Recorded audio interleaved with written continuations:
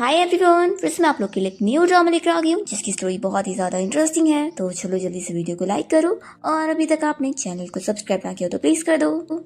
तो ड्रामा की शुरुआत हमारी फीमेल लीड शू से होती है जिसकी आज वेडिंग होने जा रही है।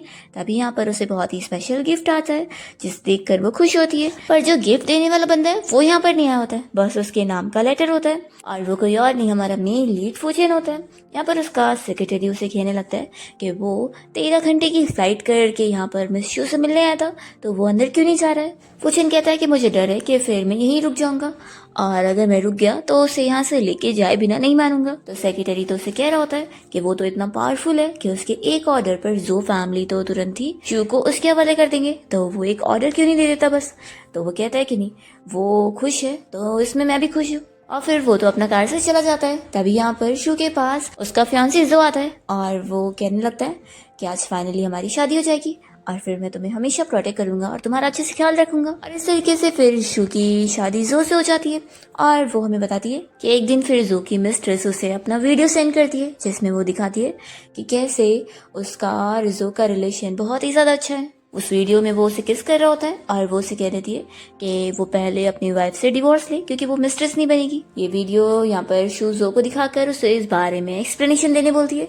तो कहता है कि अच्छा है, तुम्हें खुद पता लग गया, देखो अभी वो मुझसे बहुत गुस्सा है तो इसलिए उसे दिखाने के लिए मुझे तुमसे डिवोर्स लेना है, तो इस डिवोर्स एग्रीमेंट पे साइन करो। यहाँ पर जो के फ्रेंड्स होते हैं वो तो हंसने लग जाते हैं कि सिस्टर इन लॉ तो तुझसे इतना ज्यादा प्यार करती है, देखना ये नहीं साइन करेगी। पर फिर शू यहाँ साइन कर देती है और सोचती है कि उसके लिए ये फेक डिवोर्स होगा, लेकिन वो इसे रियल ही करने वाली है। और फिर वो जा रही होती है तो जो से याद दिलाता है कि 1 महीने बाद फिर उन लोगों को डिवोर्स सर्टिफिकेट भी लेना है और ये बस वो अपनी गर्लफ्रेंड लिन को दिखाने के लिए कर रहा है। इसके बाद फिर वो वापस से उससे शादी कर लेगा।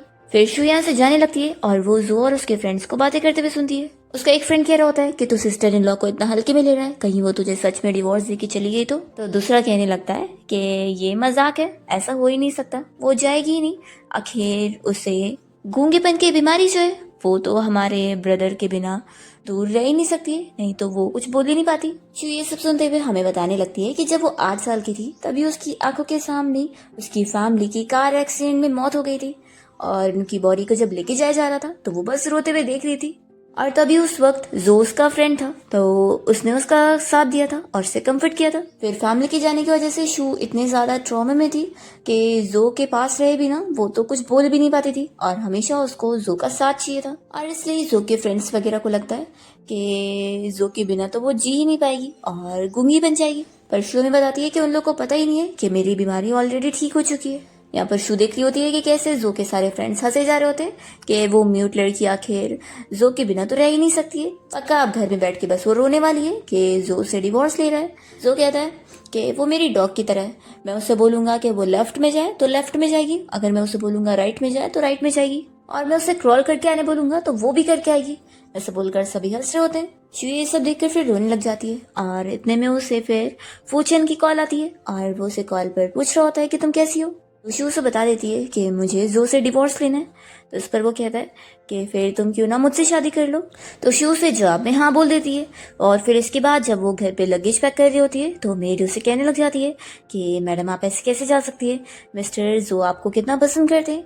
तो कहती है कि अब नहीं। वो याद कर रही होती है कि कैसे जो और उसकी शादी के बाद वो कितनी उसकी केयर किया करती थी, और क्योंकि वो इतना ज़्यादा सर्टेन था कि वो उसके बिना जी ही नहीं पाएगी इसलिए वो उसे बहुत ही फॉर ग्रांटेड लेता था और कभी उसकी केयर नहीं करता था और घर में कभी भी उसके साथ टाइम स्पेंड करने के बजाय वो अपना घूमने चले जाया करता था। फिर ये सब याद करके शू यहाँ अपनी वेडिंग रिंग को निकाल के रख देती है और उसका कोई सामान लिए बिना बस अपना लगेज उठाकर जा रही होती है। और तभी वो देखती है कि जो की गर्लफ्रेंड लिन यहाँ पर आई हुई है।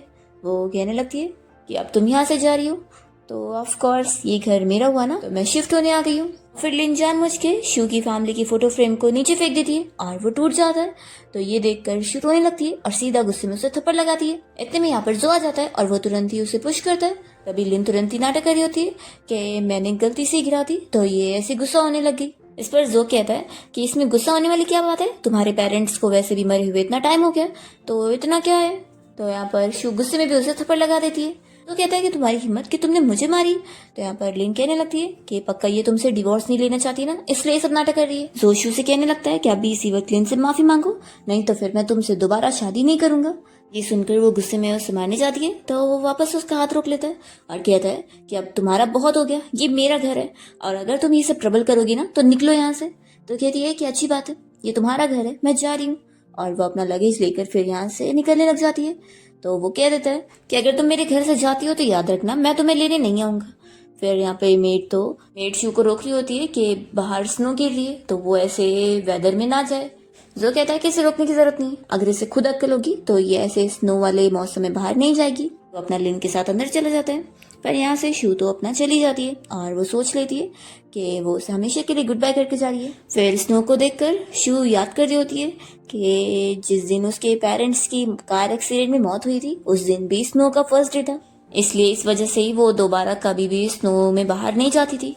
फिर यहाँ शू रास्ते के बीच में ही बैठकर रो रही होती है और तभी यहाँ पर फूचेन अम्ब्रेला लेकर उसके पास आ जाता है और उसे अपना हाथ देता है उसे उठाने के लिए और कहता है कि सॉरी मैं लेट हो गया।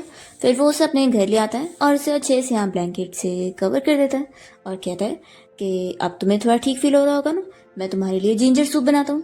फिर वो सूप बनाने चला जाता है और शू हमें बता रही होती है कि जो ने उससे बोला था कि उस जैसी म्यूट पर्सन के साथ कोई भी फ्रेंड नहीं बनेगा, इसलिए उसका कभी कोई फ्रेंड था भी नहीं। पर एक दिन फूचेन उसका फ्रेंड बन गया क्योंकि दोनों ही सेम पेशेंट थे। फिर साथ कम्युनिकेशन प्रैक्टिस करते हुए दोनों फिर अच्छे फ्रेंड्स बन गए। शू सोचती है कि मुझे लगा था कि वो एक ऑर्डिनरी पर्सन होगा, लेकिन अब उसकी अपीयरेंस देख के लगता नहीं है कि वो कोई सिंपल है। फिर तभी यहाँ पर शू को जो की कॉल आ जाती है और कॉल पर वो उसे कह रहा होता है कि वो आधे घंटे में घर आ जाए, वो उसे माफ कर देगा, नहीं तो फिर वो उसे दोबारा शादी नहीं करेगा। शू उसकी बातें सुनकर याद कर रही होती है कि कैसे कॉलेज टाइम में भी जो उसे प्रोटेक्ट किया करता था और दूसरे लड़के जब भी उसे म्यूट होने की वजह से बुली करते थे तो वो आकर उन्हें मारता था। पर अब शू ने डिसाइड कर ली होती है कि उसके और जो के बीच में कम्प्लीटली सब कुछ खत्म हो गया। फिर मॉर्निंग में जब जो उठता है तो वो शू का आवाज दे रहा होता है, पर यहाँ पर मेड फिर उसे बताती है कि शू कल रात घर आई ही नहीं है। तो फिर जो कहने लगता है कि देखना वो मुझसे ज्यादा टाइम तक दूर रह ही नहीं पाएगी, पिछली बार भी ऐसे वो खुद भागते हुए मेरे पास आई थी और मेरे बिना तो वो बस यूजलेस है और म्यूट है। कुछ ही दिनों में जब उसे कोई बात भी नहीं करेगा तो वो मेरे पास खुद चल के आएगी। अभी यहाँ पर लिन जो के पास आती है और कहने लगती है कि तुम क्या बोल रहे हो। तो कहता है कि कुछ नहीं, देखो तुम्हारे बोलने पर मैंने उसके साथ डिवोर्स एग्रीमेंट भी साइन कर लिया। तो कहती है कि अभी नहीं, अभी तो मैं मिस्ट्रेस नहीं बनने वाली हूँ। जो कहता है कि ठीक है हम लोग ट्रिप पर चलते हैं और फिर 1 महीना ऐसे बीत जाएगा और मैं उसके साथ डिवोर्स सर्टिफिकेट ले लूंगा। तो लिन खुश होकर उसे हक कर लेती है और जो सोच रहा होता है कि मैं तुम्हें 1 महीना दे रहा हूँ, देखना 1 महीने के अंदर तुम्हें अक्ल आई जाएगी और तुम मेरे पास वापस आओगी। दूसरी ओर हम देखते हैं शू को, जो कि मॉर्निंग में उठने के बाद जब बाहर आती है तो देखती है कि यहाँ फूचे ने उसके लिए ब्रेकफास्ट भी रेडी करके रखा होता है। फिर जैसे वो उसे देखता है तो उससे सॉरी कहने लगता है कि कल रात मैं बिना परमिशन के ही तुम्हें यहाँ पर ले आया था, वैसे तुम चाहो तो जब तक तुम्हारा डिवोर्स नहीं हो जाता तुम 1 महीने के लिए यहाँ पे रह सकती हो। और वो बताता है कि फिर उसके बाद वो लोग पेरिस जाएंगे और वहाँ पे शादी करेंगे। तो शू पूछ रही होती है कि क्या तुम भी यहीं पे रह रहे हो। तो यहाँ पर फूचेन उसके पास आता है और कहने लगता है कि क्या तुम चाहती हो मैं यहीं पे रहूं। तभी शू और पीछे होती है और वो गिरने लगती है तो फूचेन उसे गिरने से बचाता है और फिर वो उसे किस करने के लिए क्लोज आ रहा होता है, पर फिर रुक जाता है और कहता है कि फिक्र मत करो, जब तक तुम्हारा डिवोर्स नहीं हो जाता मैं फालतू में तुम्हारे लिए कोई भी ट्रबल नहीं करूंगा। और मन में सोच रहा होता है कि इतना तो वो वेट कर ही सकता है। फिर वो उसे एक रेस्टोरेंट की लिस्ट पकड़ाता है और बताने लगता है कि तुम ये सारे रेस्टोरेंट में जाकर खाना ट्राई करना, क्योंकि फिर पेरिस के खाने की तुम्हें आदत नहीं होगी तो तुम्हें पहले से तैयारी हो जाएगी। शू ये लंबी सी लिस्ट देखकर समझ जाती है कि वो जानबूझ के उसे इतने सारे रेस्टोरेंट भेज रहा है ताकि उसके पास सैड होने का टाइम ना हो। फिर नेक्स्ट डे से फूचेन ने जैसा उसे बताया था वो वैसे ही करती है। वो पहले नंबर तो पेरिस के वीज़ा के लिए अप्लाई कर देती है और फिर वो अलग अलग रोज़ रेस्टोरेंट में जाकर खाना खाती है और इस तरीके से उसे पता भी नहीं चलता और 1 महीना बीत जाता है।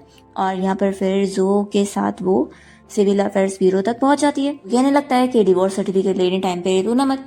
और फिर दोनों यहाँ सर्टिफिकेट लेकर बाहर आते हैं। जो यहाँ सर्टिफिकेट का फोटो लेने के बाद उसे पकड़ा देता है और कहता है कि कुछ दिन बाद हम लोग दोबारा शादी कर लेंगे। और ये बताओ अब तुम्हें 3rd वेडिंग एनिवर्सरी के टाइम पर कहाँ पर घूमने जाना है, हम तुम्हारी पसंद की जगह पे चलेंगे।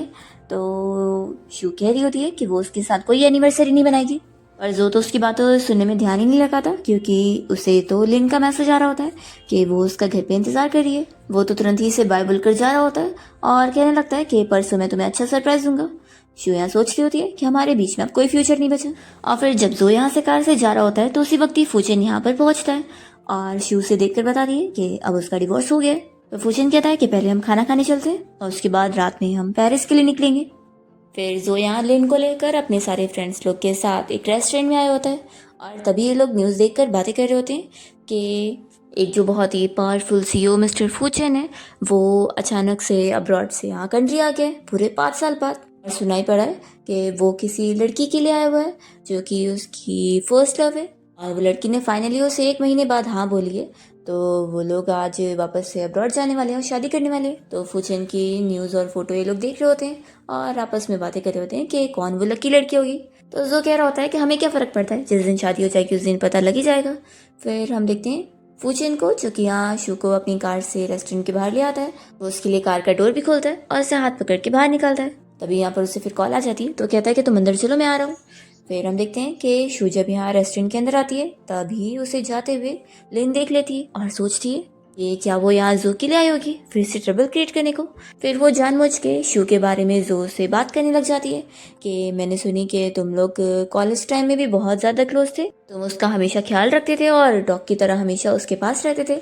शू बाहर से इन लोग की आवाज़ें सुन लेती है और सोचती है कि आखिर मैं कितनी अनलकी हूँ जो ये बार बार मुझे फिर मिल जाते हैं। यहाँ पर जो उसे जवाब में कहता है कि मैं उसका डॉग कैसे बन सकता हूँ, उल्टा वो मेरे बिना जी नहीं सकती है, वो एक म्यूट लड़की है। तो फिर यहाँ लिन पूछ रही होती है कि फिर ग्रेजुएशन के तुरंत ही बाद उसने शू से शादी क्यों कर लिया। तो वो बताता है कि सिर्फ मेरी मॉम की वजह से, नहीं तो मैं तो कभी उससे शादी भी ना करता। और वैसे मुझे एक्सपीरियंस भी करना था कि ऐसे तो वो म्यूट बन के घूमते रहती है, तो जब हम दोनों की वेडिंग नाइट होगी तो उस दिन उसकी कुछ आवाज़ निकलेगी कि नहीं। तो सभी उस पर ज़ोर ज़ोर से हंसे जा रहे होते हैं। शू ये सुनकर रोने लग जाती है और फिर सीधा यहाँ इन लोग के पास आकर जो को चिल्लाती है कि आखिर वो कितना बड़ा शेमलेस है जो किसी की कमी की ऐसी मजाक उड़ा रहा है। वो गुस्से में उसको वाइन की बोतल से मारने जाती है तो जो से रोक लेता है और कहता है कि वो ये सब फालतू हरकतें ना करे, नहीं तो अगर वो गुस्सा हो गया तो वो उससे दोबारा शादी नहीं करेगा। तो शू से कह देती है कि मैं उल्टा तुमसे दोबारा शादी करने वाली भी नहीं हूँ। इस पर उसके फ्रेंड्स कहने लग जाते हैं कि सिस्टर इन लॉ आप ये क्या बोल रही हो, देखो फालतू मजाक मत करो। जो बहुत ज़्यादा गुस्सा हो जाता है और शू से कहने लगता है कि अगर मैं तुमसे दोबारा शादी ना करूँ ना तो तुम जैसी म्यूट लड़की से कोई और शादी करेगा भी नहीं। ऐसा बोलकर वो उसे धक्का दे देता है और अपना अंदर आ जाता है। फिर शू गिरने वाली होती है तो जल्दी से यहाँ पर फूचेन आकर उसे टाइम पे बचा लेता है और वो शू के लिए जो को मारना चाह रहा होता है पर ये उसे रोक लेती है कि मुझे अब दोबारा उसकी शक्ल भी नहीं देखनी है। तो फूचेन फिर यहाँ से शू को उठा के लेके जाता है। फिर जो के फ्रेंड्स उसे कहने लगते हैं कि वैसे उसने शू के साथ थोड़ा ज़्यादा एक्सट्रीम कर दिया, अगर वो चली गई तो वापस नहीं आई तो ये कहता है कि देखना कुछ ही टाइम में वो मेरे पास वापस खुद आएगी। और फिर तभी यहाँ पर जो के फ्रेंड्स को न्यूज़ देखने मिलती है कि फूचेन को उसकी गर्लफ्रेंड के साथ में किसी ने फोटोग्राफ कर लिया है। तो सारे फ्रेंड्स मिलकर देखना चाह रहे होते हैं कि आखिर वो लड़की कौन है जिसे मिस्टर फूचेन शादी करने वाले हैं। फिर वो लोग फोटो देखकर शॉक हो जाते हैं कि ये लड़की तो शू जैसी दिख रही है। तो जो भी आकर फोटो देखता है और कहता है कि शू हो ही नहीं सकती है, ये इम्पॉसिबल है, वो अभी तो यहाँ रेस्टोरेंट में थी और वैसे भी वो थोड़ी ना कोई फूचेन को जानती होगी।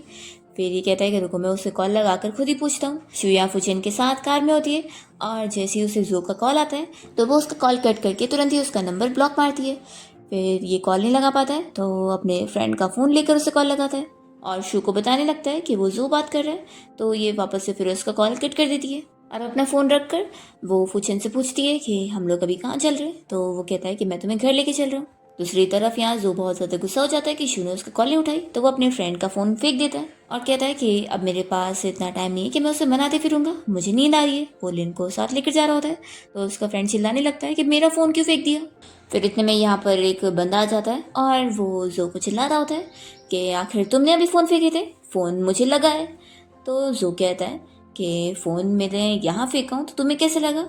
तो वो बंदा उस फ़ोन पे पैर रखता है और कहता है कि देखो अब तुम्हारा फ़ोन मेरे पैर के नीचे आया है। इस बात पर जो का फ्रेंड चिल्लाता है कि अपना गंदा पैर मेरे फ़ोन पे सटाओ, तुमने इसे तोड़ दिया। तो उस बंदे को और गुस्सा आ जाती है कि अब तुम सब बचोगे नहीं और वो इन सभी को मार मार के इनका हाल बुरा करके चला जाता है। फिर रात में जो को प्यास लग रही होती है तो लेनो से पानी निकाल कर देती है और वो उसे देख कर पूछता है कि तुम यहाँ पर क्यों।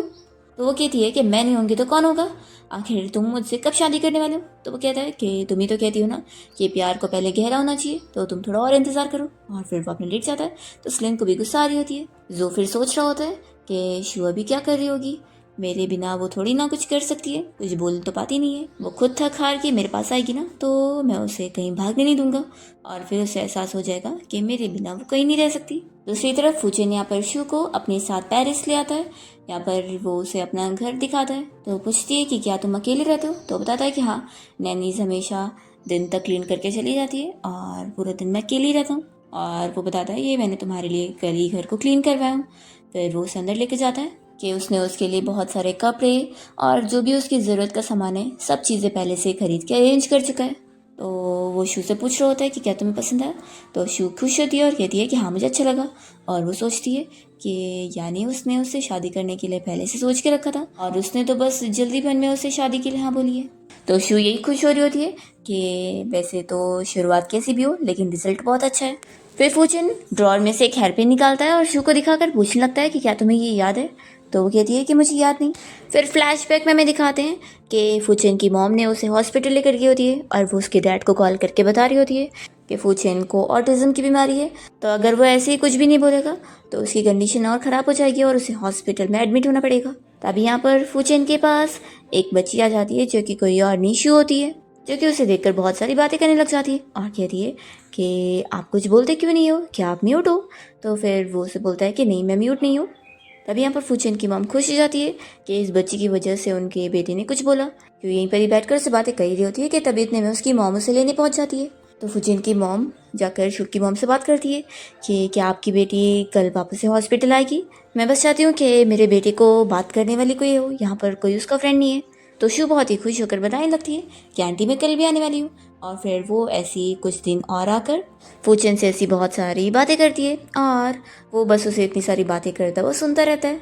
शाओ की वजह से ही फूचन की जो ऑटिज्म की बीमारी थी उसकी कंडीशन ठीक हो जाती है और वो अब ठीक से बोल पा रहा होता है। और फिर एक दिन शू यहाँ हॉस्पिटल में आना बंद कर देती है और फूचन के पास उसका कोई कॉन्टैक्ट नंबर भी नहीं होता क्योंकि उसकी मॉम ने भी उसकी मॉम का नंबर नहीं ली थी। तो फूचन अपनी मॉम से कहता है कि मैं उसे ज़रूर ढूंढ के लाऊंगा। और फिर फाइनली फूचन बड़े होने के बाद जब शू से यहाँ मिलने पहुँचता है तो वो उस दिन म्यूज़िक प्ले कर रही होती है। वो उसे देखकर खुश हो रहा होता है कि बचपन में ही वो उसे पसंद करने लग गया था और आज उसे प्रपोज करने आए। पर तभी यहाँ पर फूचन को देखने मिलता है कि शू को यहाँ जो प्रपोज कर रहा होता है और फिर वो तो उसे हाँ बोल देती है। और तब यहाँ पर इनके प्रपोजल सीन देखकर दो लड़कियां आपस में बातें कर रही होती है कि शू को असल में बीमारी है, वो म्यूट रहती है और जो के बिना तो वो कुछ बोल ही नहीं पाती है, तो उसके बिना तो वो जी नहीं पाएगी। फूचन ये सब सुन रहा होता है और तभी उसके सामने से यहाँ पर शू और जो हाथ पकड़ के चले जाते हैं और शू की हेयरपिन यहीं पर गिर जाती है तो फूचन उसे उठा लेता है। फिर यही सब याद करके फ्लैशबैक खत्म होता है और फूचन शू से कहता है कि कोई बात नहीं, तुम्हें याद नहीं है तो मुझे याद है, यही काफ़ी है। फिर वो उसे हेयरपिन बाल में लगा देता है और फिर फूचन ने जैसे यहाँ शू को किस करने उसके क्लोज जाता है तो फिर वो अपना फेस साइड कर लेती है और कहती है कि मैं भी रेडी नहीं हूँ। तो कहता है कि मैं इंतज़ार कर लूँगा। शू कहती है कि मैं जाकर खाना बना देती हूँ, तो वो रुक कर कहता है कि खाना बनाने के लिए हाउसकीपर है घर में। तो फिर वो कहती है कि फिर मैं क्या करूँ। फूचन कहता है कि तुम अपनी मर्जी की चीज़ें कर सकती हो जो तुम चाहो, क्या तुम कंपनी में काम करना चाहोगी। शू इसके लिए खुशी से हाँ बोलती है। तो फूचन कहता है कि फिर मैं अपनी कंपनी में तुम्हारी जॉब अरेंज कर देता हूँ। शू फिर याद करने लग जाती है कि कैसे जो तो उसे कंपनी के काम के लिए मना करता था और ये कहता था कि वो बाहर उसके बिना रह ही नहीं पाएगी। वो कहता है कि तुम्हें काम करने की जरूरत नहीं है, मैं तुम्हें पैसे दूंगा ना, तुम आराम से रहो। फ्लैशबैक खत्म होता है और शू तो यहाँ फूचन को थैंक्स बोल रही होती है और कहती है कि मैं बहुत ही मेहनत से काम करने वाली हूँ। तो फूचन सोच रहा होता है कि वो अपनी पूरी रिसोर्सेज लगा देगा उसकी हेल्प करने को ताकि वो अच्छे से ग्रो और इंडिपेंडेंट हो जाए, कि अगर वो कभी उसे छोड़कर भी जाए ना तो वो खुद क्वालिफाइड हो हर चीज़ करने के लिए। फिर नेक्स्ट डे शू फूचन की कंपनी में काम करने पहुंच जाती है और यहाँ पर सेक्रेटरी उसे कंपनी दिखा देता है और उसकी जगह भी बता देता है। शू बहुत ज़्यादा खुश होती है कि अब वो फाइनली ऑफिस में काम कर रही है जो कि उसका ड्रीम था। तभी जो का फ्रेंड यहाँ अपनी बॉस के साथ फूचन की कंपनी में बिजनेस डील के लिए आया होता है और वो जो को वॉइस मैसेज करके पूछ रहा होता है कि क्या अभी तक शू घर पे नहीं आई। तो कहता है कि हाँ पक्का कहीं पर रो रही होगी और कहीं छुपी बैठी होगी, इतनी इजीली तो मैं उसे माफ़ नहीं करूँगा। तभी इतने में जैसे यहाँ पर जो का फ्रेंड शू को देखता है तो शॉक हो जाता है और कहता है कि तुम यहाँ पर कहाँ काम कर रही हो। शू से कुछ नहीं बोलती है तो फिर वो कहता है कि हाँ मैं तो भूल ही गया था, तुम तो जो के बिना कुछ बोल ही नहीं पाती हो, तो यहाँ पर मिस्टर फूचन की कंपनी में तुम्हें हायर कैसे कर लिया गया। जैसे शू के कलीग्स ये सुनते कि शू कुछ बोल नहीं सकती है तो वो लोग आपस में फिर कहने लगते हैं कि आखिर फिर लड़की तो हमारे लिए ट्रबल क्रिएट करेगी, अगर इसे कुछ बोलना ही नहीं आता है तो ये काम क्या करेगी। फिर वो अपना मीटिंग रूम में चला जाता है। तब यहाँ पर एम्प्लॉयज आपस में डिस्कस करते हैं कि जो साइन लैंग्वेज इंटरप्रेटर थी उसका कार एक्सीडेंट हो गया है और वो कह रही है कि वो यहाँ तक नहीं पहुँच पाएगी। सेक्रेटरी इन लोगों से कह रहा होता है कि फिर तो बहुत बड़ी प्रॉब्लम हो गई है, क्योंकि जो हमारी क्लाइंट है वो डीफ और म्यूट है और बिना साइन लैंग्वेज इंटरप्रेटर के तो प्रोजेक्ट के डील होना तो इम्पॉसिबल है। फिर तो इस बार हमारा बड़ा लॉस हो गया और ऐसे फिर हमारा बोनस तो गया। तो एम्प्लॉयज अपसेट हो रहे होते हैं। तब इशू ये सब सुनते हुए कहती है कि क्या मैं ये ट्राई करूँ, मुझे साइन लैंग्वेज बहुत अच्छे से आती है। तो फिर सेक्रेटरी कहता है कि हाँ मैं तो भूल ही गया था, मिस शू आप ये कर सकती हैं। और फिर वो यहाँ उसे मीटिंग रूम में ले आता है। तो उसे देखकर जो का फ्रेंड वो तो बहुत ज़्यादा गुस्सा हो रहा होता है और कहने लगता है कि आखिर तुम लोगों ने क्या इस लड़की को जॉब पे हायर करने से पहले देखा नहीं कि ये तो म्यूट है, ये क्या ही कर लेगी, इसे निकालो यहाँ से, ये कोई साइन लैंग्वेज इंटरप्रेटर का काम नहीं कर सकती है। तभी इतने में यहाँ पर फूचन आ जाता है और कहता है कि आखिर मेरी कंपनी में तुम कौन होते हो मेरे एम्प्लॉयज़ को ऐसा कहने वाले कि वो कोई काम के लायक नहीं है। तो फिर यहाँ पर वो कह जा रहा होता है कि ये लड़की को सच में कुछ नहीं आता है, पर फूचन यहाँ पर शू की साइड लेता है कि वो ये कर सकती है और फिर वो शू को स्टार्ट करने बोलता है। तो बहुत ज़्यादा खुश होती है और फिर यहाँ पर क्लाइंट को साइन लैंग्वेज में अच्छे से प्रोजेक्ट प्रेजेंटेशन देती है और शू को यहाँ पर प्रोजेक्ट के बारे में बताते हुए फूचन तो बस उसे देख रहा होता है और वो तो शॉक रह जाता है कि तो सच में बोल ले रही है। फिर वो चुपके से उसकी फ़ोटो क्लिक कर लेता है और यहाँ पर इसी प्रेजेंटेशन कंप्लीट होता है। तो क्लाइंट तो बहुत ज़्यादा खुश होती है प्रोजेक्ट से और तुरंत ही साइन भी कर लेती है और शू के साथ हैंडशेक करके ये डील फाइनल करके चली जाती है। और जब वो यहाँ से बाहर निकल रहा होता है तो वो जो को कॉल करके बताने लगता है कि शू यहाँ मिस्टर फूचन की कंपनी में काम कर रही है और वो साइन लैंग्वेज इंटरप्रेटर बन चुकी है और ऊपर से पता है उसके वर्ड्स बोलते वक्त बिल्कुल भी नहीं अटक रहे और वो बहुत अच्छे से बोल ले रही है। ये सुनकर जो कहता है कि ऐसा कैसे हो सकता है, उसे मुझे छोड़कर गए हुए पूरा 3 दिन हो चुका है और ऐसे में तो वो बोलना तो दूर की बात है, वो तो बोलने का ट्राई भी करती है तो बेहोश हो जाती है। वो कहता है कि जो मैं सच कह रहा हूँ, अगर तुम्हें यकीन नहीं आ रहा मैंने अभी तुम्हें वीडियो सेंड किया हूँ, तुम खुद देख लो। इतने में यहाँ हो के पास फुचन और उसका सेक्रेटरी आ जाते हैं और सेक्रेटरी इसका फ़ोन लेकर बताने लगता है कि बॉस ये किसी जो नाम के पर्सन को मिस शू का वीडियो सेंड कर रहा है।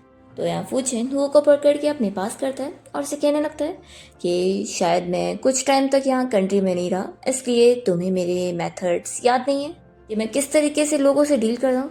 तो मैं तुम्हें बता दूँ कि अगर मैंने शू के आसपास जो नाम का और या उससे रिलेटेड कुछ भी सुना और उसको कुछ भी तकलीफ हुई तो तुम बचोगे नहीं, तुम्हें पता है मैं तुमसे कैसे डील करूँगा। तो वो डर के मारे कहता है कि मिस्टर फूचन मैं ऐसा नहीं करने वाला कुछ भी। तो यहाँ फूचन उसका कोट सही करता है और उसे जाने दे देता है और उसका सेक्रेटरी फिर यहाँ पर शू का वीडियो डिलीट करने के बाद इसके फ़ोन को फिश टैंक में फेंक कर चला जाता है। तो वो शॉक हो जाता है कि सब कोई मेरे फ़ोन पर ही अपना बदला क्यों निकाल रहा है, ये मैंने नया फ़ोन लिया था। और फिर शू के सारे कलीग उसकी तारीफ़ करने लग जाते हैं कि उसने इतने अच्छे से सब कुछ हैंडल कर लिया और उसकी वजह से इतना बड़ा ऑर्डर मिल पाया है, तो अभी उन लोग का बोनस अब कैंसिल नहीं होगा और उन्हें मिल जाएगा। लोग उसे बहुत थैंक्स कर रहे होते हैं। तो शू कहती है कि नहीं मैंने क्या कुछ खास नहीं करी। तो भी वो लोग पूरा क्रेडिट उसे दे रहे होते हैं कि अगर आज वो ना होती तो सच में उनका नुकसान हो जाता। और वो लोग तो उससे हैंडशेक करके फिर उसे कंपनी में वेलकम कर रहे होते हैं कि उन लोगों ने पहले उसे गलत समझे थे। तो शू फिर उन लोग से हैंडशेक करके उन लोग को थैंक्स बोल देती है। भी फिर अपना काम करने चले जाते हैं और शू देखती है कि फूचन उसे खड़े होकर देख रहा है और दोनों ही फिर स्माइल करते हैं। दूसरी तरफ हम देखते हैं कि यहाँ पर जो अपने दूसरे फ्रेंड से कह रहा होता है कि पक्का वो उसे गलत फहमी हुई होगी, आखिर ऐसे कैसे शू बोल सकती है, ऐसा हो ही नहीं सकता, वो मेरे बिना नहीं रह पाएगी। तो यहाँ पर उसका फ्रेंड कहने लगता है कि उसका तो नहीं पता लेकिन तुम पक्का उसके बिना नहीं रह पा रहे हो, पूरा दिन उसके बारे में बातें करते रहते हो। तो ये कहता है कि बकवास मत करो, ऐसा कुछ भी नहीं है, वो और मैं बस पुराने फ्रेंड्स हैं ना, इसलिए मुझे उस पर तरस आ रही है। फिर यहाँ पर जो को भूख लग रही होती है तो उसका फ्रेंड मेड को कहने लग जाता है कि उसके लिए कुछ बना दे। तो फिर मेड जो से पूछी होती है कि उसे क्या खाना है। तो जो एक डिश का नाम बताता है जिसे फिर मेड बताती है कि वो तो शू ही उसके लिए बनाया करती थी और उसे बनाना नहीं आता है और ऊपर से उसकी प्रिपरेशन के लिए पूरे 3 घंटे लगते हैं। तो फिर ये सुनकर जो का फ्रेंड कहता है कि सच में सिस्टर इन लॉ तो तेरी कितनी केयर करती थी, इतना तो मेरी मॉम भी नहीं करती है। तो जो कहने लगता है कि हाँ उसकी तो पूरी दुनिया ही मैं था, देखना मेरे बिना वो कितना ज़्यादा अपसेट फील कर रही होगी। दूसरी तरफ फूचन और शू यहाँ ब्रिज के पास घूमने गए होते हैं। तभी यहाँ पर फूचन जब शू को देख रहा होता है तो अपने आप को रोक नहीं पाता और उसे किस करने के लिए आगे बढ़ता है। तो यहाँ पर शू फिर अपनी आंखें बंद कर लेती है और फूचन बस उसके फोरहेड पर किस करता है। रात में शू को तो ठीक से नींद ही नहीं आ रही होती है और वो फूचन के बारे में ही सोच रही होती है। इस मॉर्निंग वो ऑफिस जाने के लिए जब घर से बाहर निकलती है तो फुचेन कार के पास उसका वेट ही कर रहा होता है और कहने लगता है कि चलो मैं तुम्हें छोड़ देता हूँ। तो शू कहती है कि नहीं नहीं, मैं अपना खुद चली जाऊँगी। और वो कल की वजह से बहुत शाय फील कर रही होती है और अपना अकेले यहाँ कंपनी जाने के लिए निकलती है। तभी यहाँ पर फिर जो उसे कंपनी के बाहर मिल जाता है और वो उसे कहने लगता है कि तुमने मुझे बहुत मिस करी होगी ना। जैसे ही मुझे हु ने बताया कि तुम यहाँ पेरिस में हो तो मैं कल रात सीधा यहीं पर ही आ गया तुमसे मिलने के लिए। और अभी मेरा बहुत पेट दुख रहा है तो मेरे लिए कुछ अच्छा सा खाने को बना दो और घर चलो। तो ये उसका हाथ छुड़ाती है। वो उसे कहता है कि क्या तुम अभी भी मुझसे गुस्सा हो? देखो मैं तुमसे माफ़ी मांगता हूँ। तो शू कहती है कि लगता है तुम्हारी याददाश्त चली गई है, हमारा डिवोर्स हो चुका है। ऐसे बोलकर वो जा रही होती है तो वो तुरंत ही उसका हाथ पकड़ के रोकता है और कहता है कि क्या तुम पागल हो गई हो? तुम उस अपने फेलो पेशेंट के लिए यहाँ पेरिस आई हो ना, मुझे अच्छी तरीके से पता है। तुमने इतना भी नहीं सोची कि वो रिलायबल है कि नहीं और यहाँ पर उसके लिए आ गई? क्या तुमने पता भी करी कि उसके पास पैसे है कि नहीं और वो तुम्हारा ख्याल रख सकता है कि नहीं, जो तुम मुझे छोड़ने का इतनी जल्दी सोच लियो? तो अभी चुपचाप से घर चलो, मेरे लिए कुछ खाने को बनाओ और फिर मुझसे माफ़ी मांगो, फिर मैं तुमसे दोबारा शादी करूंगा। अभी इतने में फुचेन भी यहाँ अपनी कार से पहुंचता है और वो इधर देखने लगता है। शू जो को चिल्लाती है कि तुम मुझसे माफ़ी मांगने के लिए बोल रहे हो और वो सीधा उसे थप्पड़ लगाती है। वो उसे समझाने लगती है कि मैं तुमसे लास्ट टाइम कह रही हूँ कि हमारा डिवोर्स हो गया तो दोबारा मुझे परेशान मत करना, नहीं तो मैं पुलिस को कॉल करूंगी। फिर वो सीधा कंपनी में चली जाती है और गार्ड्स फिर इस जो को बाहर ही रोक लेते हैं कि वो अंदर नहीं जा सकता है। फुचेन ये सब देखकर खुश होता है कि शू ने अपने लिए कैसे लड़ी और सेक्रेटरी गार्ड ने भी उसे अच्छा मजा चखाया। वो अपने सेक्रेटरी से कह देता है कि गार्ड्स को एक्स्ट्रा बोनस देने के लिए बोल दो।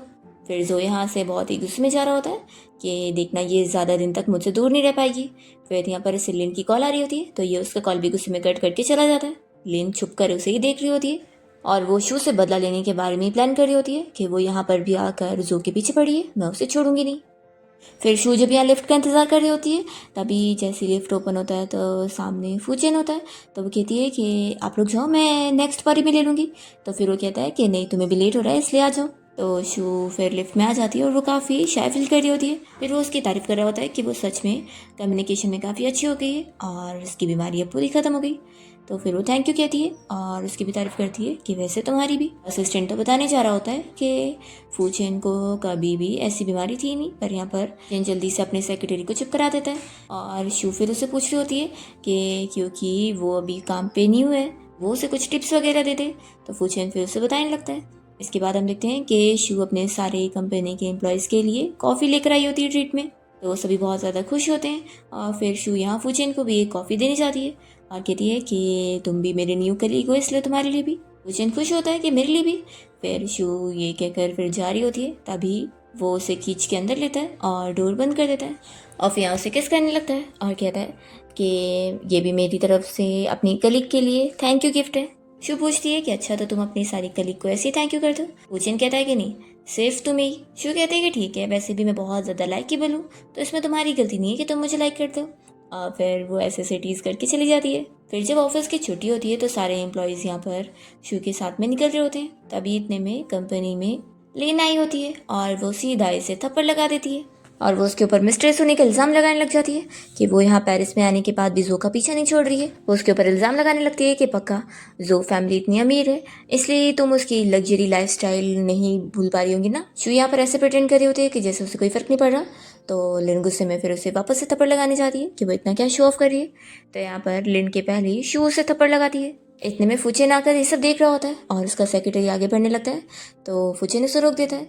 सेक्रेटरी कहता है कि बॉस क्या आप मिस शू को बचाने नहीं जाएंगे? तो वो कहता है कि वो खुद एक सन की तरह है जो खुद को प्रोटेक्ट कर सकती है, उससे मेरी ज़रूरत नहीं है उसे बचाने की। मैं तो उसके लिए बस इतना कर सकता हूँ कि हमेशा उसका साथ दे सकता हूँ। फिर लिन तो यहाँ पर शू को चिल्ला रही होती है कि तुम मिस्ट्रेस होकर यहाँ पर मुझे ऐसे मार रही हो। मैं तुम्हें बता दूँ कि तुम जो के पीछे से नहीं पड़ सकती हो, उसकी और मेरी शादी होने वाली है। तो सारे कलीग्स ये सब सुनते हुए सोच रहे होते हैं कि ये सब क्या चल रहा है। वो शू को मिस्ट्रेस बोल रही है। वो लोग इंतज़ार कर रहे होते हैं कि देखते हैं शू क्या बोलती है, क्योंकि फिर ऐसी थोड़ी ना लोग किसी और की बात पर यकीन करेंगे। शू यहाँ पर उसे पूछती है कि तुम मुझे बताओ कि जब मैं और जो यूनिवर्सिटी में थे तभी उसने मुझे प्रपोज किया था और तभी से हम डेट कर रहे थे। तो लिन कहती है कि हाँ लेकिन ये सब तो पास्ट है।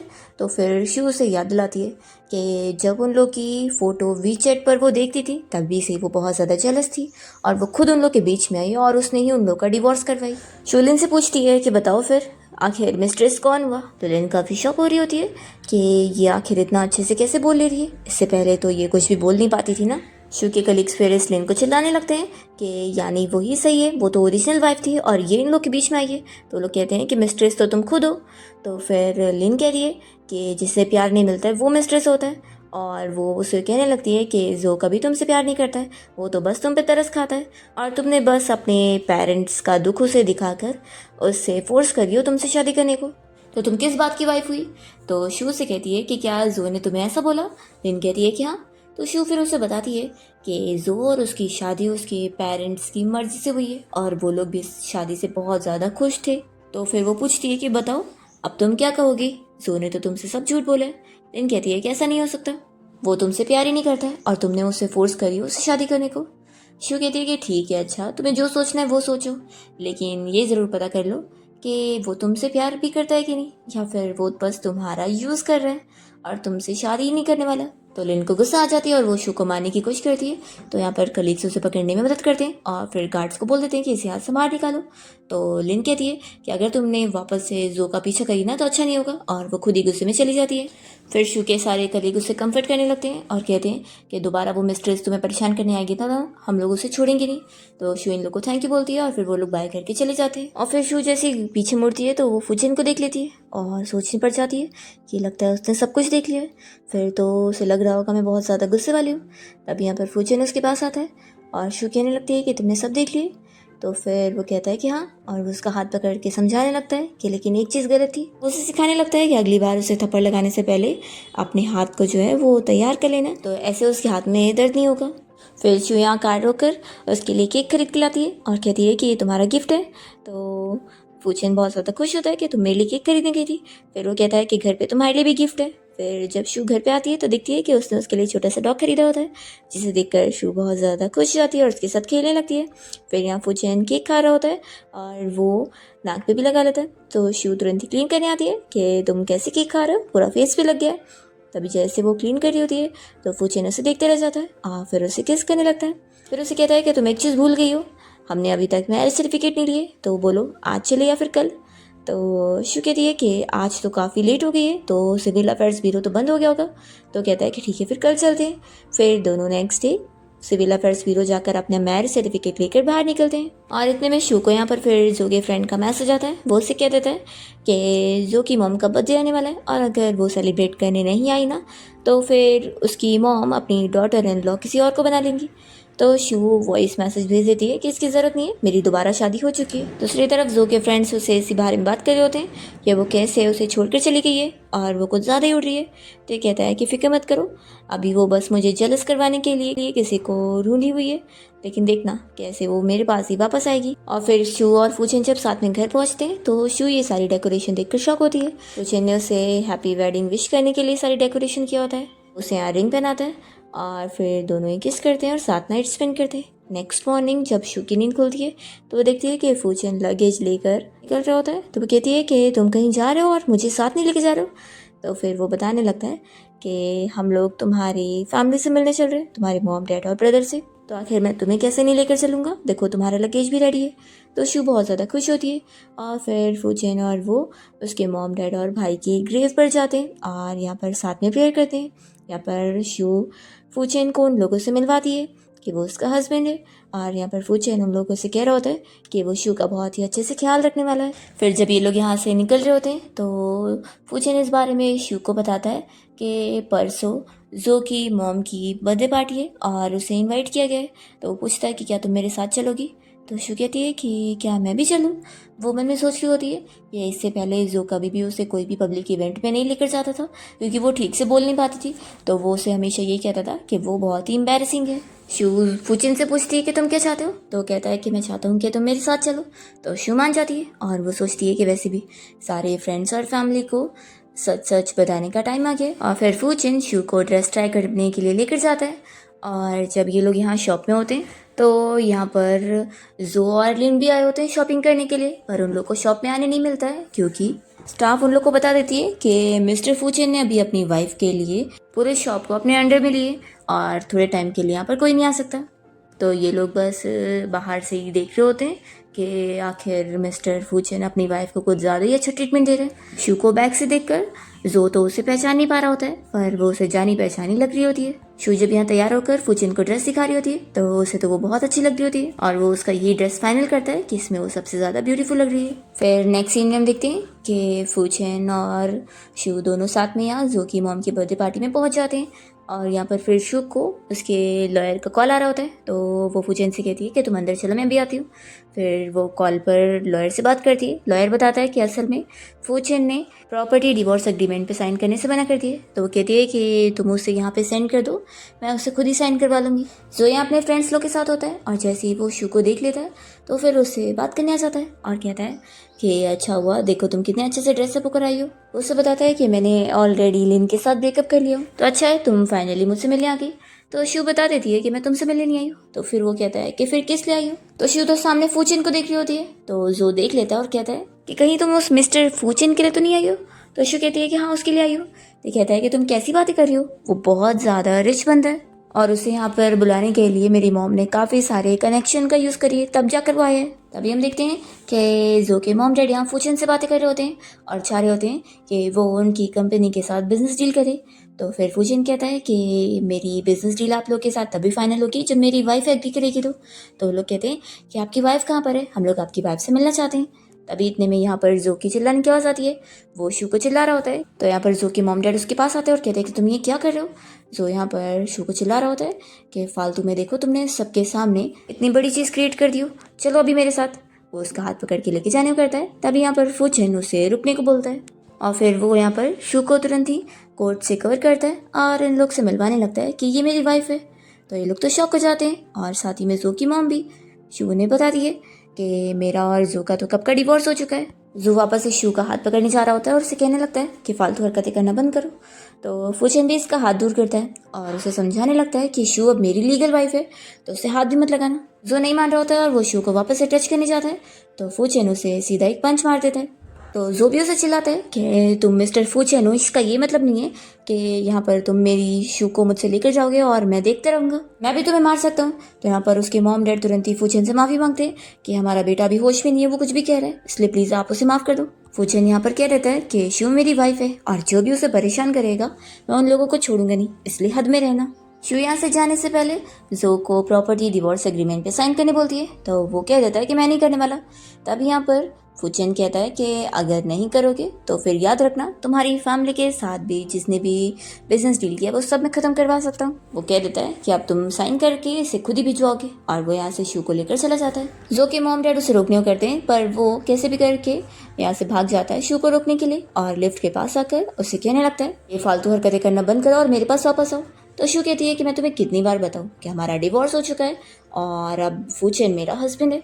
जो कहता है कि मुझे यकीन नहीं, पक्का तुम इसके साथ बस एक्टिंग कर रही हो मुझे दिखाने के लिए। तो शू फिर यहाँ लिफ्ट का बटन प्रेस करती है और जो को दिखाने के लिए फूचिन को किस करती है और लिफ्ट क्लोज हो जाती है और जो बस देखता रह जाता है। फिर इसके बाद शू और फूचिन यहाँ घर आते हैं और दोनों एक साथ कहते हैं कि वो शावर लेने जा रहे हैं। तो फिर यहाँ पर जो डिसाइड करता है कि ठीक है पहले मैं जाता हूँ। तभी शू अचानक से बाथरूम का डोर खोल देती है और फूचिन को ऐसे शर्ट खोलता हुआ देखकर तुरंत ही उससे सॉरी कहती है कि वो भूल गई थी। पर फिर फूचिन भी उसे ज्वाइन करने बोलते हैं और दोनों किस कर रहे होते हैं, साथ में अच्छा टाइम स्पेंड करते हैं। फिर नेक्स्ट डे शू फूचिन के लिए ड्रेस खरीदने के लिए गई होती है और फिर वो एक टी शर्ट चूज़ करके उसे स्टाफ को रैप करने के लिए दे रही होती है। तभी इतने में यहाँ पर लिन आकर ले लेती है और कहती है कि ये मेरे लिए रैप कर दो, ये मैं खरीदूंगी अपने जो के लिए। शू पूछती है कि तुम यहाँ पर क्या कर रही हो। तो वो फिर बताने लगती है कि मैं अपने फियांसी जो के लिए कपड़े खरीदने आई हूँ और वो उसे अपनी रिंग दिखा रही होती है और कहती है कि देख लो कितनी बड़ी डायमंड रिंग है, पूरे 2.3 मिलियन की। शू यहाँ पर उसे भाव दे रही होती है तो भी लिन उसे बताई जा रही होती है कि पक्का तुम मुझसे बहुत ज़्यादा जेलस होंगी ना कि जिस बंदे के पीछे तुम पड़ी हुई थी वो अब मुझसे शादी करने वाला है।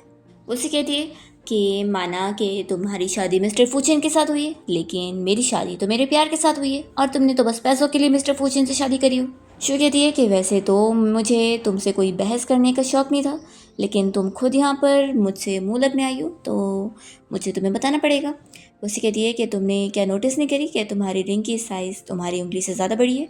उसे बताती है कि वो इसलिए क्योंकि ये रिंग असल में उसने मेरे लिए ख़रीदा था। लिन को यकीन नहीं आ रहा होता है तो शू से कहती है कि उस रिंग पर उसने मेरा और उसका नाम भी कस्टमाइज़ किया है, तुम खुद पढ़ लो।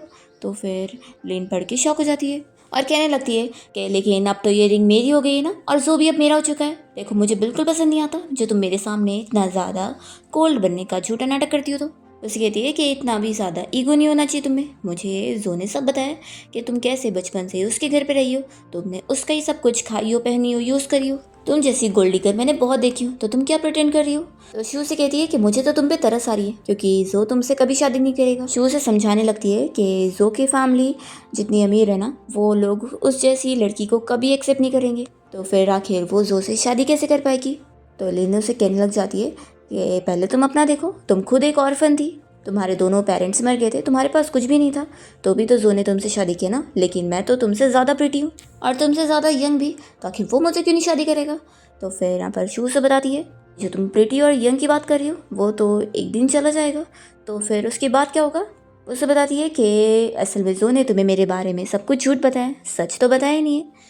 माना कि मेरे पेरेंट्स और भाई यहाँ पर जिंदा नहीं है, लेकिन आखिर मैं उनकी शी फैमिली की इकलौती वारिस हूँ। जब मैं छोटी थी तभी मेरे पेरेंट्स की मौत हुई थी और उस टाइम पर मैं यंग थी, तो इसलिए ही मेरे फैमिली का सारा बिजनेस जो फैमिली को मिल गया था संभालने को। कहती है कि मैंने तो कभी शी फैमिली के बारे में नहीं सुनी। शू से बताती है कि तुम जहाँ पर खड़ी हो ना, ये मॉल भी असल में मेरी शी फैमिली का ही है। तो स्टाफ बताने लगती है कि हाँ, ये हमारी शी ग्रुप कंपनी की एल्डेस्ट डॉटर है। यहाँ पर शू से कह देती है कि अब तुम दोबारा अच्छे से सोच लेना, और वो चली जाती है। तो लिन फिर भी उसे चिल्ला रही होती है कि तुम चाहे जो भी हो, आखिर जो ने तुम्हें छोड़कर मुझसे ही शादी करने का सोच लिया है। फिर तभी इतने में यहाँ पर जो लिन के पास आता है, तो वो उसे बताने लगती है कि शिव ने यहाँ पर मुझे क्या क्या बोली है और मुझे इतना ज़्यादा बेइज्जत करी है, तुम्हें मेरे लिए उसे बदला लेना होगा। मैं तुम्हारे लिए जो कपड़े खरीद रही थी वो भी वो लेकर चली गई। तो ये सुनकर तो फिर शिव को जाते हुए देख रहा होता है और सोचता है कि वो मेरे लिए इससे लड़ रही थी, यानी कि वो बस मुझे जेलस करवाने के लिए उस मिस्टर फूचेन के साथ घूम रही है, वो अभी तक मुझे भूली नहीं है। फिर शिव जब यहाँ कार में आके बैठती है तो फूचेन उससे पूछता है कि तुमने क्या खरीदी हो। तो फिर वो उसे शर्ट देती है और कहती है कि तुम्हारा गिफ्ट है। फूचेन को फिर पसंद आता है और वो कहता है कि मुझे भी तुम्हें गिफ्ट देना है, और वो फिर उसे उसकी फैमिली का फ़ोटो फ्रेम सही करवा के दे देता है, जिसे देखकर शू बहुत ज़्यादा खुश हो जाती है और कहती है कि ये तो मेरा सबसे बेस्ट गिफ्ट है। तो फिर फूचेन कहता है कि फिर इसी बात पे मुझे रिवॉर्ड मिलना चाहिए ना, तो फिर शू उसे किस करती है। नेक्स्ट सीन में हम देखते हैं कि शू से मिलने के लिए यहाँ पर जो की मॉम आई होती है और वो बताती है कि जो भी उसकी शी फैमिली की प्रॉपर्टी थी उन्होंने वो सब उसके नाम पे कर दिए और वो सब चेक कर सकती है। तो शू कहती है कि हाँ सब सही है। जो की मॉम कहती होती है कि अब उसका और जो का डिवोर्स हो गया है, तो वो बिल्कुल भी उसके कोई पीछे नहीं पड़ने वाली है और वो तो उसकी आगे की लाइफ के लिए उसे ब्लेसिंग्स देना चाह रही है। और वो ये भी कहती है कि जो को छोड़ने के बाद अब वो काफ़ी ज़्यादा कॉन्फिडेंट लग रही है। और फिर शू एक बिडिंग इवेंट में गई होती है जो कि असल में फू फैमिली का होता है। तो यहाँ पर वो तो निशी फैमिली की तरफ से गई होती है, पर जब जो उसे देखता है तो उसे लगता है कि वो मेरे लिए आई है, तो वो जानबूझ के यहाँ पर लिन के साथ मिलकर उसे जलस फील करवाने की कोशिश कर रहा होता है। पर शू को कोई फ़र्क नहीं पड़ता, वो यहाँ पर लिन को कह रहा होता है कि वो उसके लिए बहुत सारी आज चीज़ें खरीदने वाला है। तो शू भी सोच लेती है कि इन लोगों को और अच्छे से मज़ा चखाऊंगी। फिर शू यहाँ पर जो भी चीज़ों के लिए बिडिंग लगाने की कोशिश करती है, तो लिन को भी वही चीज़ चाहिए रहती है, तो यहाँ पर उसके लिए जो ज़्यादा बिडिंग लगा कर उसे खरीदता जाता है और शू ऐसा जानबूझ के कर रही होती है ताकि वो महंगे महंगे में सारी चीज़ें खरीदता जाए। एक बार तो शू पहले बिडिंग ज़्यादा लगाती है और जब वो लगाने लग जाता है तो वो रुक जाती है और इस तरीके से वो उसका बहुत ज़्यादा लॉस करवाती है और कहती है कि मुझे तो वैसे भी नहीं चाहिए थी। तो जो कहता है कि तुम मेरे साथ मजाक कर रही थी। शू इन लोग को थैंक्स बोल रही होती है कि फू फैमिली की चीज़ें खरीदने में उन लोगों ने बहुत ही बड़ा कंट्रीब्यूशन दिए। वो पूछती है कि क्या इस बिडिंग इवेंट में आने से पहले तुम लोगों ने पता नहीं किया कि ये फू फैमिली की तरफ से था, और मैं सिर्फ शी फैमिली की मेंबर नहीं हूँ बल्कि फू फैमिली की मेंबर भी हुई क्योंकि मैं मिस्टर फू की वाइफ हूँ। विजो शू को बताने लग जाता है कि वो जल्द ही लिन से शादी करने वाला है, तो कहता है कि अब तुम्हारे पास बिल्कुल भी चांस नहीं होने वाला है। तो लिन तो खुश हो जाती है और जो को कहने लगती है कि तुम कितने ज़्यादा अच्छे हो। तभी यहाँ पर फूचेन पहुँचता है और कहता है कि कितनी अच्छी गुड न्यूज़ है फिर। और फिर यहाँ से तो वो शू को अपने साथ लेकर चला जाता है। जब ये लोग इस होटल से निकल रहे होते हैं तभी यहाँ पर शू को अपनी कोई पुरानी यूनिवर्सिटी वाली फ्रेंड मिल जाती है और वो उसे देखकर बहुत ज़्यादा खुश होती है। यहाँ पर उसे जब पता लगता है कि उसने जो से डिवोर्स ले लिया और किसी और से शादी कर ली है, तो वो तो और खुश होती है और कहती है कि जो तुम्हारे लायक करनी था शू यहाँ पर फिर उसे फूचन से मिलवाती है कि ये मेरा हस्बैंड है। तो उसकी फ्रेंड फिर खुश होती है और उसे फिर एक कल की क्लास रियूनियन पार्टी के लिए इनवाइट कर रही होती है और कहती है कि तुम हमेशा नहीं आती हो, तो कल के लिए आ जाओ। तो शू यहाँ पर फूचन को देख रही होती है, तो वो कहता है कि तुम मुझे क्या देख रही हो, तुम्हारे पास पूरा हक है, तुम कहीं पर भी जा सकती हो और तुम खुद डिसीजन ले सकती हो। तो शू अपनी फ्रेंड को बोल देती है कि कल वो पार्टी में ज़रूर आएगी। फिर शू और फूचन जब कार में आके बैठते हैं तो यहाँ पर फूचन उसकी सीट बेल्ट लगाने में हेल्प करता है और फिर तभी दोनों ही किस करते हैं। फूचन फिर उसे बताने लग जाता है कि अब तुम कभी भी अपने आप को अकेला नहीं समझ सकती हो, क्योंकि मैं हमेशा तुम्हारे पीछे रहूँगा। तो कहती है कि ठीक है, मैं याद रखूँगी। दूसरी तरफ हम देखते हैं कि जो के घर पे उसकी मॉम उसे थप्पड़ लगा के चिल्ला रही होती है कि वो पूरे 10 मिलियन का नुकसान करके आया है। वो कहता है कि सिर्फ 10 मिलियन ही तो है। तो उसके डैड भी उसे थप्पड़ लगाते हैं और चिल्लाते हैं कि क्या तुमने 10 मिलियन खुद कभी कमाया भी है। तो फिर वो कहने लगता है कि आप तो ऐसे कह रहे हैं जैसे पूरी इनहेरिटेंस की राइट मेरे पास है, सारे पैसे तो आप ही के पास होते हैं, आप तो बस मुझे पॉकेट मनी देते हो और मैं उसी में से खर्च कराऊँ। तो फिर उसके डैड उसे और मार के चिल्ला रहे होते हैं कि उसके पास जो हमेशा पॉकेट मनी मिला करती है ना इतनी सारी, वो सिर्फ शू की वजह से। तो फिर वो कहता है कि आप लोग का क्या मतलब है। तो यहाँ पर उसकी मॉम भी बताती है कि क्योंकि उसकी शू के साथ शादी हो गई थी तो उसके पास जो भी पैसे आते थे उसमें ज़्यादा हिस्सा शू का रहता था, और अब क्योंकि उसका डिवोर्स हो चुका है तो उसे अब कोई भी एक्स्ट्रा पैसे नहीं मिलने वाले। फिर नेक्स्ट सीन में हम देखते हैं कि फूचेन घर पे अपनी मीटिंग अटेंड कर रहा होता है और तभी यहाँ पर शू से अपने ड्रेसेस के बारे में पूछ रही होती है कि कल इन दोनों में से मैं कौन सी वाली पार्टी के लिए पहनूँ। तभी इतने में वो देख लेती है और कहती है कि सॉरी, मैं देखी नहीं थी कि तुम मीटिंग अटेंड कर रहे हो। अभी शू को एम्प्लॉयज़ देख चुके होते हैं और कहने लगते हैं कि आखिर वो लड़की हमें जानी पहचानी क्यों लगी। तभी फूचेन उसे कहता है कि तुम चुप क्यों रही हो, हम लोग लीगल हैं। फिर यहाँ पर वो उसे अपनी सीट पे बैठा देता है और अपने सारे एम्प्लॉयज़ से मिलवाता है कि ये मेरी वाइफ है। तो सारे एम्प्लॉयज़ बहुत ज़्यादा खुश होते हैं और उसकी तारीफ़ें करने लगते हैं कि तभी तो वो इतनी ब्यूटीफुल है तो सिंगल कैसे रह सकती थी। वो लोग अब उसको बॉस की वाइफ कहते हुए दोनों की मैरिज के लिए उन लोग को ब्लेसिंग्स दे रहे होते हैं और शू बहुत ज़्यादा खुश होती है कि उसने कभी ये चीज़ एक्सपीरियंस करी नहीं थी, जो कभी उसकी और अपनी शादी को ऐसे सभी को बताता ही नहीं था और उसे हमेशा एम्बैरेसिंग ही समझता था। शू फिर सभी को ब्लेसिंग्स के लिए थैंक यू बोलकर जल्दी से यहाँ से भाग लेती है। फिर इसके बाद शू अपने फ्रेंड्स लोग के साथ यहाँ पार्टी में पहुँच जाती है और वो लोग उससे फिर बहुत सारी चीज़ें पूछ रहे होते हैं, उसकी शादी कैसी चल रही है। तो फिर वो उन लोग को सब बता देती है कि जो के साथ उसका डिवोर्स भी हो चुका है और अब उसकी जो दूसरी शादी हुई है उसमें वो बहुत ज़्यादा खुश है, वो अपने हस्बैंड से बहुत प्यार करती है। तो फिर वो सभी जानना चाह रहे होते हैं कि उसका हस्बैंड कौन है। तो शू फिर उसका नाम बताती है कि उसका नाम फूचेन है। ये सुनकर वो लोग पूछते हैं कि वही फू ग्रुप कंपनी का ओनर। यहाँ पर शू की फ्रेंड कहती है कि हाँ वही। तुम लोग को क्या लगता है कि शू की शादी किससे होगी, आखिर ये इतनी ब्यूटीफुल है तो इसे इतना ही अच्छा हस्बैंड मिलेगा ना। तो वो लोग फिर शू को और रिस्पेक्ट से बात करने लग जाते हैं, वो आखिर मिस्टर फू की वाइफ है। फिर यहाँ पर शू को फूचेन का कॉल आता है, वो उससे कहता है कि मैं तुम्हें पिक करने आ रहा हूँ। तो शू फिर इन लोग से कहती है कि तुम लोग अभी पार्टी एंजॉय करो, मैं अभी ज़्यादा नहीं बैठूंगी, मैं चलती हूँ, हम लोग नेक्स्ट टाइम कभी वापस से पार्टी करेंगे। और फिर वो यहाँ पर अपनी फ्रेंड को बता देती है कि असल में फूचेन उससे पिक करने आया है इसलिए वो जल्दी जा रही है। और फिर बाय बोलकर जब वो यहाँ वॉशरूम में आती है तब यहाँ पर जो उसे परेशान करने पहुँच जाता है और कहता है कि तुम मुझसे दूर कहीं नहीं जा सकती हो। वो शू को यहाँ पे हैरेस करने की कोशिश करता है, तभी यहाँ टाइम पर फूचेन आ जाता है। वो शू को इसे बचाते हुए उसे खूब सारे पंच मारने लगते हैं।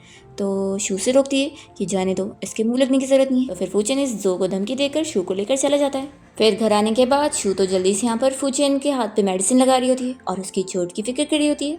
तो ये देखकर फूचेन बहुत ज़्यादा खुश होता है कि वो सच में उसकी कितनी केयर करती है। फिर मॉर्निंग में जब शू की नींद खुलती है तो फूचेन उसे कहता है कि चलो आज कहीं घूमने चलते हैं। वो कहती है कि कहाँ पर। तो फूचेन कहता है कि वो तो वहीं पर चल के तुम्हें पता लगेगा। फिर वो उसे शू की यूनिवर्सिटी लाया होता है और बताता है कि जब वो यहाँ पर अपना म्यूज़िक प्ले कर रही थी तभी वो उससे प्रपोज करने आया था, पर उसी टाइम पर जो ने उससे प्रपोज कर दिया था। तो शू इमोशनल हो जाती है कि तुम मुझे तब से पसंद करते हो। तो वो कहता है कि और भी पहले से। फिर वो उसकी आंखें बंद करता है और उसको याद दिलाता है कि कैसे वो लोग तभी पार्क में मिले थे। तो यहाँ पर शू को याद आ जाता है और वो कहती है कि वो पार्क वाले लड़के तुम ही हो। फिर वो बताता है कि वो तभी से उसे पसंद करता था और फिर उसे मिलने भी आया था। तो शू फूचेन से कहने लगती है कि यानी हम लोग इतने पहले से मिल चुके और तुम मुझसे सीक्रेटली इतने सालों से पसंद करते आ रहे थे और मुझे पता भी नहीं था। यहाँ पर फूचेन उसे कहता है कि मैं तुमसे बहुत प्यार करता हूँ और हम लोग हमेशा साथ रहेंगे। फूचेन शू को बताता है कि वो उसे अपने पेरेंट्स से मिलवाना चाहता है। फिर दोनों जब जाने के लिए निकलते हैं और यहाँ एयरपोर्ट पर पहुँचते हैं अभी हम देखते हैं कि जो आज लिन से शादी करने वाला होता है, पर शू यहाँ पहुँचती नहीं है। तो वो यहाँ इसे छोड़कर चला जाता है शू को ढूंढने के लिए, क्योंकि वो बस इसे झूठा नाटक कर रहा था शादी का। उसे लगा था कि शू वहाँ पर आएगी। वो यहाँ एयरपोर्ट पर आकर शू को पकड़ लेता है और उसे कहने लगता है कि तुम इसे डिवोर्स ले लो और मुझसे दोबारा शादी करो। तो शू यहाँ पर साफ उसे मना कर देती है। और फिर यहाँ से वो तो फूचेन के साथ चली जाती है और गार्ड्स यहाँ पर जो को पकड़ लेते हैं, तो वो बस कुछ नहीं कर पाता है। फिर हम देखते हैं कि फूचेन तो शू को अपने पेरेंट्स से मिलवाने जाता है और वो बहुत नर्वस हो रही होती है। तो फिर वो कहता है कि तुम्हें नर्वस होने की ज़रूरत नहीं है, उल्टा तुम्हें वो पसंद आएंगे कि नहीं, मेरे लिए ये इंपॉर्टेंट है। वे लोग घर पहुंचते हैं तो फूचेन के मॉम डैड उल्टा शू को बहुत अच्छे से ट्रीट कर रहे होते हैं और उसे कह रहे होते हैं कि वो उन्हें आंटी अंकल नहीं बल्कि मॉम और डैड बोले। तो शू फिर वैसी बोलती है। फिर जब शू सो रही होती है तो फूचेन को अपने सेक्रेटरी से पता लगता है कि जो ने जो है कुछ रिपोर्टर्स को अपने साइड ले लिया है और वो कल उसके कंपनी में आने का प्लान कर रहे हैं। फूचेन कहता है कि उन्हें आने दो। असल में शू को बचपन से ही रिपोर्टर की वजह से भी ट्रॉमा हुआ था, तो फूचेन को उसका ट्रॉमा ख़त्म करना है, इसलिए वो ये सारी चीज़ें होने देना चाह रहा होता है ताकि वो खुद के लिए लड़ना सीखे। फिर वैसे ही होता है नेक्स्ट डे जब कंपनी में सारे रिपोर्टर यहाँ पर जो के साथ आ जाते हैं, तो जो यहाँ पर शू की और फूचेन की बेइज्जती करना चाह रहा होता है कि उसने उसे चीट करी है और दूसरी शादी कर ली है। तो शू जब ये देखती है तो उसे अपने बचपन का ट्रॉमा याद आ रहा होता है, वो अपने पेरेंट्स की मौत याद करने लग जाती है। पर यहाँ फूचेन को प्रोटेक्ट करने के लिए वो सब भूलते हुए आगे आ जाती है और फिर रिपोर्टर्स को फेस करते हुए उन्हें जवाब देती है कि जो उसके बारे में सब झूठ बोल रहा है, और वो यहाँ पर फिर अपना भी नेम क्लियर करती है और फूचेन का भी, और जो के बारे में सारा सच बता देती है कि असल में उसने उसे चीट किया है। जब रिपोर्टर्स को ये पता लगता है तो वो जो का साथ देना छोड़कर चले जाते हैं और फिर जो और फूचेन यहाँ से अपना जाने के लिए निकलते हैं। नेक्स्ट हम देखते हैं कि यहाँ पर शू से मिलने के लिए जो की मॉम पहुँच जाती है और वो जो के बदले में उसे प्लीज़ करना चाह रही होती है कि वो उनकी फैमिली के साथ कुछ ना करे। तो यहाँ पर शू कह देती है कि जो ने जो किया है उसका बदला तो आप लोग को मिलना चाहिए। और फिर फूचेन भी यहाँ पहुँच के शू का ही साइड लेता है और वो उन्हें कह देता है कि दोबारा मैं आप लोगों को मेरी वाइफ को परेशान करते हुए ना देखूँ। तो वो डर के चली जाती है और शू फिर यहाँ फूचेन की तारीफ करती है कि तुम सबसे बेस्ट हस्बैंड हो। फिर जो के मॉम डैड उसे वार्न कर देते हैं कि दोबारा वो फू फैमिली से कोई पंगा ना ले, क्योंकि अब शू जो है वो मिस्टर फू की वाइफ बन गई है। तो फिर वो हार मान लेता है और यहाँ पर हम देखते हैं कि लिन ने अब उसे छोड़ चुकी होती है क्योंकि अब उसकी फैमिली बैंकरप्ट जो हो रही है, उसने दूसरा लड़का ढूंढ ली होती है। तो जो यहाँ उसे चिल्लाने पहुँच जाता है कि वो उसे चीट कर रही है। तो फिर वो कहती है कि तुम कौन सा मुझसे प्यार करते हो, तुम तो उससे भी प्यार नहीं करते थे और मुझसे भी नहीं, तुम सेल्फिश हो। और वो उसे छोड़कर चली जाती है। जो फिर यहाँ पर शू से कहने जाता है कि वो उसे प्यार करता है और वो अब अपनी गलती मान चुका है। वो अभी भी उसके ऊपर इल्ज़ाम लगा रहा होता है कि लेकिन वो उसे छोड़कर क्यों चली गई। जो कहती है कि हमेशा दूसरों की गलती होगी ना, तुम्हारी खुद की तो गलती नहीं है। वो यहाँ पर उसकी गलती का एहसास दिलाकर फिर चली जाती है। फिर फूचेन उसे लेने पहुँच जाता है तो वो रोकर उसे हक कर रही होती है। फिर फाइनली हम देखते हैं कि फूचेन और शू की ग्रैंड वेडिंग हो रही होती है और यहाँ पर शू से बताती है कि वो प्रेग्नेंट है।